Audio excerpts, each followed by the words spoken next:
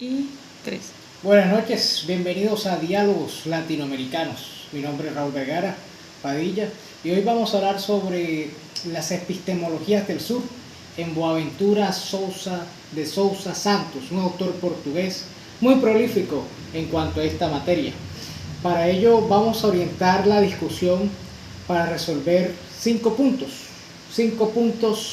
en específico. El primero de los cuales habla sobre el surgimiento de la epistemología del sur. ¿Cuándo surge la epistemología del sur?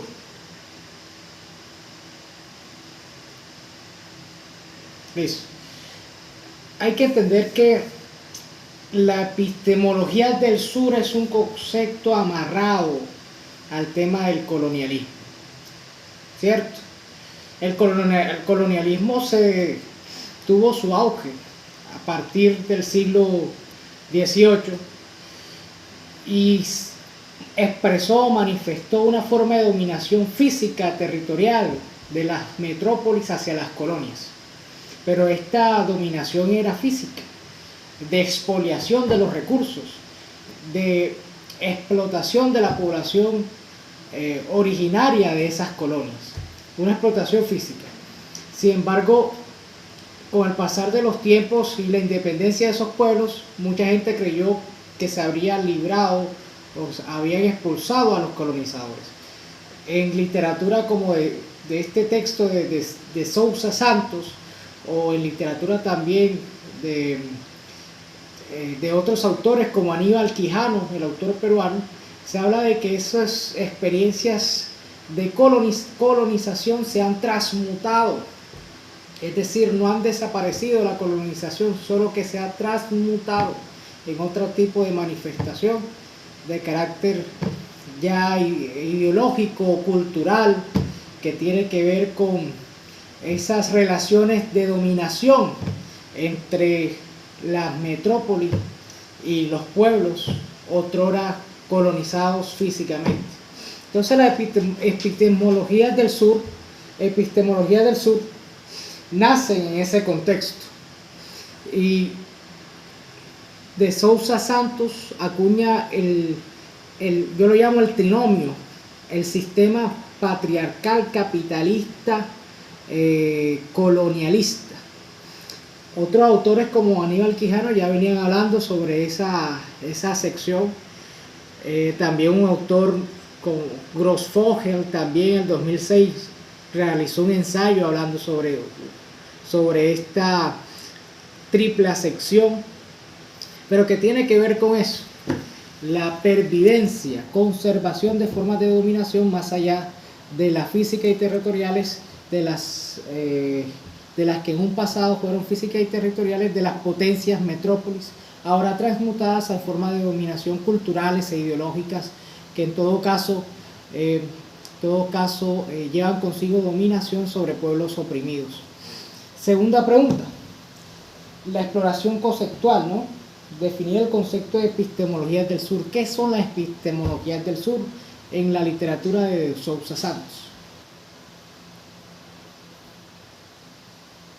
Bueno, hay que entender que este concepto no es una crítica a la manera como desarrolló la crítica al pensamiento eurocentrado, a la epistemología del norte, a la ciencia moderna, a esa crítica que desarrolló la teoría crítica de autores como Adorno, Habermas, estos autores que direccionados a elevar un profundo ataque doctrinal hacia la ciencia moderna. No es una crítica, es una alternativa a la identificación, producción y validación del conocimiento científico. Una alternativa que habla sobre una nueva o distinta forma de producir ese conocimiento científico que se separa de la epistemología del norte, que se separa de las formas convencionales que inclusive en las universidades nos han enseñado las formas convencionales y correctas de producir supuestamente conocimiento científico. Y como forma alternativa de producir conocimiento centrado en los otros. Este tipo de epistemología parte de revelar las prácticas de las luchas, las resistencias de los pueblos originarios, de los pueblos ancestrales, de todos aquellos que se encuentran del otro lado de la línea abisal. La línea abisal es un concepto de Sousa Santos que distingue entre las sociedades metropolitanas y las sociedades o sociabilidades coloniales. En uno y otro lado se encuentran los que de alguna forma oprimen, y del otro lado se encuentran los oprimidos, los que tienen esas luchas hacia la emancipación. La epistemología del sur se enfoca en ese grupo de personas, en los que sufren la opresión, sufren la discriminación, la exclusión en distintas modalidades, la opresión hacia los afrodescendientes, hacia las personas LGTBI, hacia las mujeres, que sufren esos procesos de exclusión, y se enfoca en dimensionar sus prácticas de resistencia, y de esas prácticas deriva un saber concreto, un saber localizado, un saber para nada universal que se tiene que tener en cuenta y que se exporta hacia los otros, hacia otros polos del conocimiento. Entonces ese conocimiento enfatiza en esas poblaciones. Es una epistemología que se ancla en las prácticas y en los saberes de las poblaciones excluidas. Tercera pregunta, tenemos por aquí una reflexión crítica. La epistemología del sur, ¿cómo desafía y replantea la manera tradicional de entender la ciencia? Claro que sí la replantea, porque parte de ciertos supuestos la ciencia eurocentrada o la ciencia moderna. Uno de ellos es el universalismo, una de ellas es la separación entre el sujeto y el objeto, uno de ellos es la supuesta neutralidad social y política del investigador. Y la epistemología del sur viene a decir, en cuanto son un retrato de las prácticas de los pueblos excluidos, de los pueblos marginados, vienen a decir que la relación de sujeto y objeto no está del todo separada, es más, es confusa esa línea que separa el sujeto y el objeto. El sujeto está involucrado dentro de la investigación, al punto de que es el mismo objeto de la investigación, encarna el conocimiento, citando aquí unas palabras de Sousa Santos.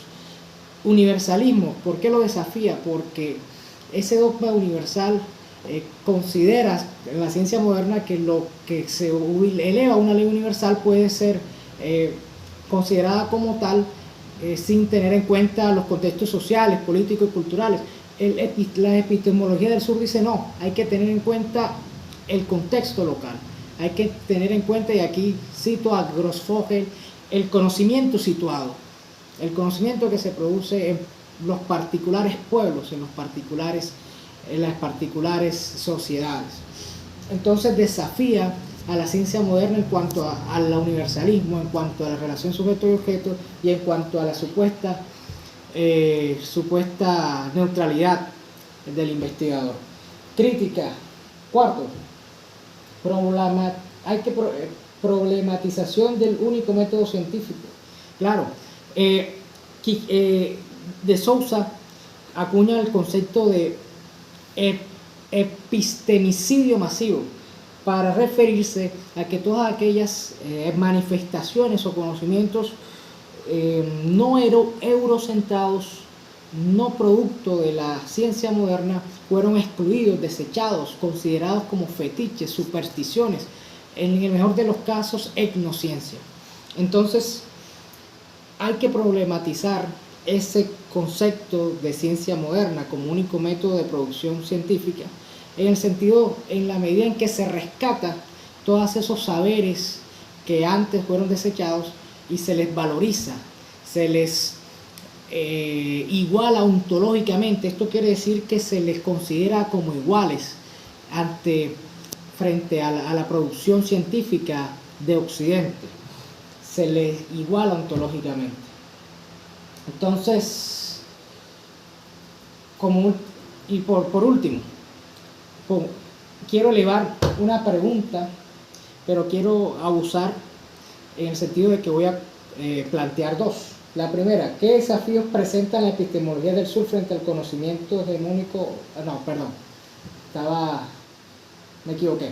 Primero, ¿cuánto tiempo le llevará a Europa a aceptar formas alternativas de acceder al conocimiento fuera de los cánones de la epistemología del norte, teniendo en cuenta la incidencia de la epistemología del sur? Es una pregunta que me llama mucho la atención, porque Europa no puede explayarse todo el tiempo aferrándose a un único método científico, ignorando las otras formas de producir conocimiento científico derivado de la experiencia de pueblos centrales, de los pueblos originarios, de las poblaciones excluidas. ¿Cuánto tiempo le llevará a Europa? ¿O es que se aferrará en un continuo hasta el fin de la vida humana a ese método científico? Y segundo, ¿qué tan factibles son los procesos de articulación entre los que padecen exclusiones no avisales con los que sufren exclusiones avisales de cara a la emancipación? Me da mucha curiosidad esa pregunta, porque en el texto de Sousa Santos habla sobre las articulaciones entre los grupos que sufren exclusiones avisales y exclusiones no avisales. ¿Por qué? Porque ese tipo de exclusiones manifiestan distintos grados de discriminación, distintos grados de exclusión. No es lo mismo una exclusión no avisal, en las que se habla en términos de emancipación, y otra cosa muy distinta hablar es exclusión en términos avisales, que se hablan en términos de degradación y violencia. Como si sufren distintos tipos de discriminación y de exclusión, me parece que va a haber dificultades en la manera en que puedan articularse en favor de la emancipación. Eso fue todo. Muchas gracias por esta disertación.